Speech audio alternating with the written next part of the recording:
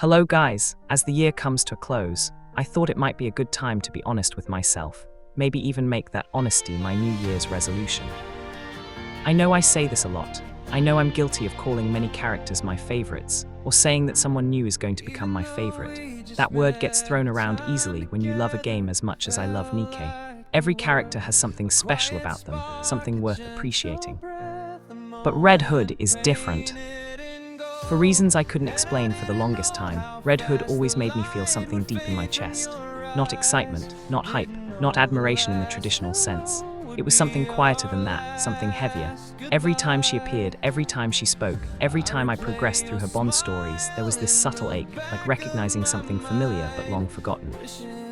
And it wasn't until her final Bond advice that it finally clicked. Red Hood isn't just one of my favorite Nikkes.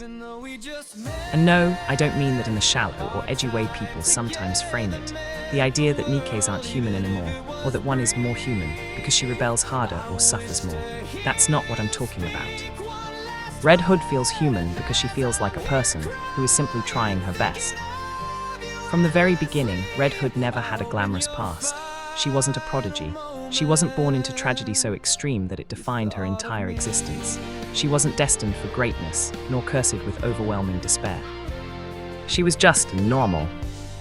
And in a world like Nikke's, where gods, heroes, martyrs, and legends are manufactured through trauma, that normalcy is almost shocking. Red Hood didn't stand out because she was extraordinary. She stood out because she was real. When people talk about the Goddess Squad, discussions inevitably turn toward leadership. Dorothy, Snow White, sometimes even Scarlet, each of them in their own way embodies what people expect a leader to be: commanding presence, unwavering conviction, mythic weight. But to me, the true heart of the Goddess Squad was always Red Hood. Not because she gave orders, not because she stood at the front, but because she stood with them. In the eyes of every member of the squad, Red Hood wasn't just a comrade. She was their best friend, the one they leaned on without even realizing it, the one who noticed the small things, the pauses in someone's voice, the way someone avoided certain topics, the quiet moments when words weren't needed. She knew them. Not as symbols, not as warriors, but as people. Red Hood understood who Dorothy was beneath the pride and the burden. She saw Snow White beyond the stoicism and self-sacrifice. She laughed with Scarlet not as a legend, but as a woman trying to drown out the past. And she never tried to fix them. That's the part that hits me the hardest. Red Hood didn't position herself as a savior or a moral compass. She didn't lecture, didn't preach, didn't act like she had the answers. She simply stayed. She listened. She shared the weight without demanding recognition for it. That's such a painfully human thing to do.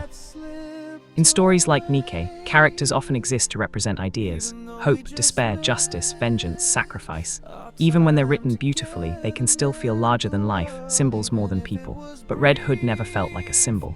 She felt like someone you could sit next to in silence and feel understood without saying a word. She struggled, but not in dramatic, world-shattering ways. Her struggles were quiet, internal, the kind that don't make headlines or inspire legends, but slowly weigh you down all the same. Doubt, fatigue, the fear of not being enough, the fear of being forgotten, the fear that in the end your presence didn't actually matter as much as you hoped it did. And yet she kept going.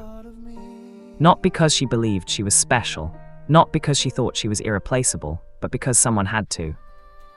That's why her final Bond advice hurts so much. It isn't grand, it isn't poetic in the way heroic last words usually are. It feels like something a real person would say when they've accepted their limits, when they've made peace with who they are, even if the world never truly acknowledges it. Red Hood doesn't ask to be remembered as a hero. She just hopes she mattered. And that, more than anything else in Nikke, feels real. In a game filled with tragedy amplified to mythic proportions, Red Hood stands out because her humanity isn't loud.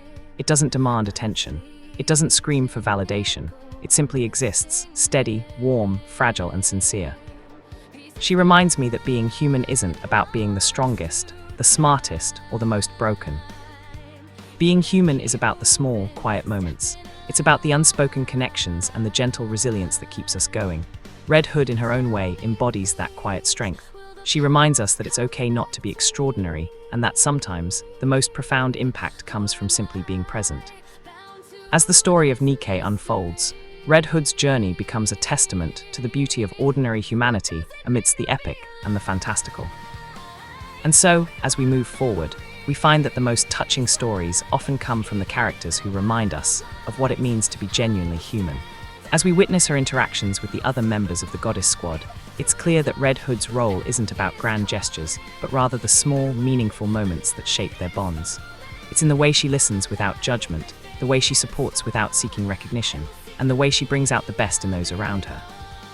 And in those quieter moments, we see that what truly makes a character memorable isn't always their grandiosity, but the authenticity and the warmth they bring to the story. As we reflect on Red Hood's journey, it becomes clear that her humanity is what makes her truly unforgettable.